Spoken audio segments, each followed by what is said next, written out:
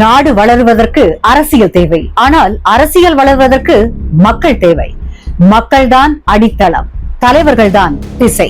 ஆனால் அந்த தலைவர்கள் நடத்தும் மாநாடுகள் மக்கள் நலனுக்கான விழாவா அல்லது அதிகார ஆசைக்கான மேடையா? மதுரையில் நடைபெற்ற த.வே.க. மாநாடு அந்த கேள்விக்கே பெரிய பதில்.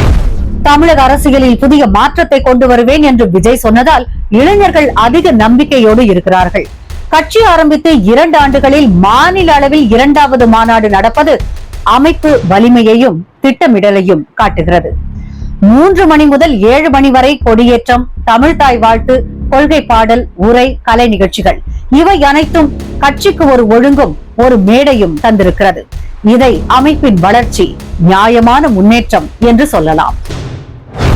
மாநாடு நடக்கிற நிலம் 500 ஏக்கர் காலியிடம். அது விஜயனுடைய நெருங்கிய நண்பருடையது என்று சொல்கிறார்கள். ஆனா அந்த நண்பர் யார்? ஏன் பெயர் ரகசியமா வைக்கப்படுது? இதுதான் மக்களுடைய கேள்வி. ஒரு அரசியல் கட்சி வெளிப்படையாக நடந்து கொண்டால்தான் நம்பிக்கை கிடைக்கும். நிலம் யாருடையது என்பது கூட ரகசியமாக இருந்தால் பிற விஷயங்களில் வெளிப்படைத்தன்மை எவ்வளவு? 100 அடி உயர கொடி கம்பம் விழுந்த சம்பவம் பெரிய அதிர்ஷ்டத்தால் தான் உயிர் சேதம் இல்லை. காரணம், 2 நாட்கள் முன்புதான் கான்கிரீட் மேடை அமைக்கப்பட்டது. அது காய்வதற்குள் கம்பம் பொருத்தப்பட்டது. இதனால் அவசரம், பாதுகாப்பு அலட்சியம் வெளிப்படுகிறது.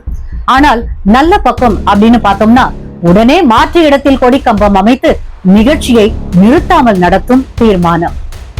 இதுல எது நியாயம் அநியாயம் பார்த்தோம்னா, பாதுகாப்பு குறைவா இருக்கிறது அநியாயம், நியாயமா இருக்கிறது உடனடி சீர் செய்தது அப்படின்னே சொல்லலாம்.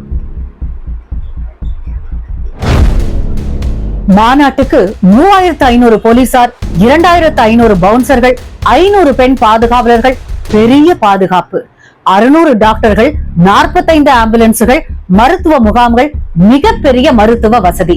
இது மாநாடு ஒழுங்காக இருக்க வேண்டும் என்ற நியாயமான பக்கம்.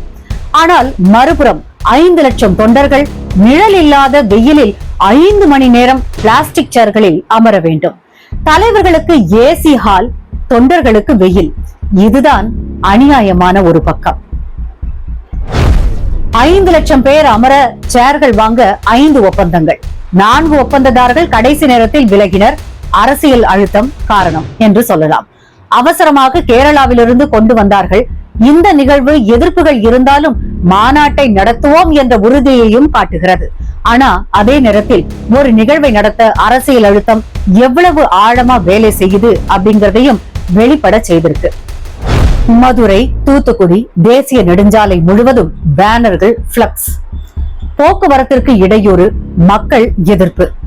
உயர்நீதிமன்றம் உத்தரவு கொடுத்திருக்கு, அனைத்தையும் அகற்றுமாறு.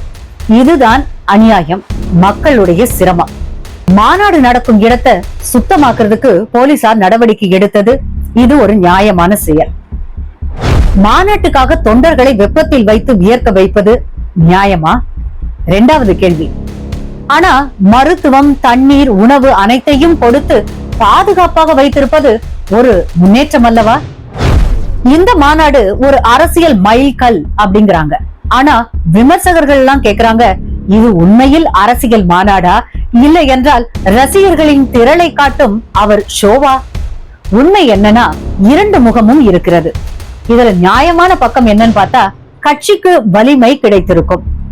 கொஞ்சம் டிராபேக் என்னன்னு பார்த்திருந்தா, மக்களை வெப்பத்தில் துன்பப்படுத்தி அதிகாரத்தை காட்டும் விளம்பரம். என்ன ஃப்ரெண்ட்ஸ், மதுரையின் வெப்பத்தில் 5 லட்சம் தொண்டர்கள், குளிர்சாதன அறையில் தலைவர்கள், இதுதான் அரசியலின் உண்மையா? விஜயின் இந்த மாநாடு தமிழ்நாட்டில் ஒரு புதிய அரசியல் யுகத்தின் தொடக்கமா, அல்லது மக்கள் சக்தியை பயன்படுத்தி அதிகாரத்தை நிறுவும் நிகழ்ச்சியா? உங்களது கருத்துதான் உண்மையான தீர்ப்பு. கீழே கமெண்ட்ஸ்ல உங்களுடைய அபிப்பிராயத்தை பகிருங்கள். மீண்டும் சந்திப்போம். அதுவரை உங்களிடமிருந்து விடைபெறுவது உங்கள் தேவிகா சுகுமாரன். நன்றி, வணக்கம்.